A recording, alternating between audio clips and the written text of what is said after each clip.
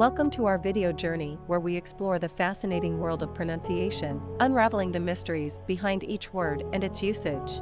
In this video, the word is acid drop. Acid drop.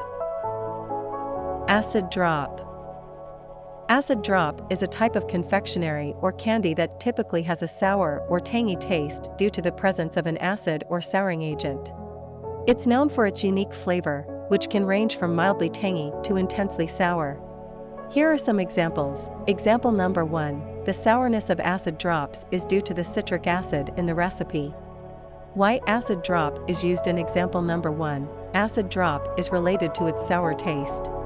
Example number 2. The candy reviewer praised the intense flavor of acid drops in their video. Why acid drop is used in example number 2. Acid drop is used in a review of candy.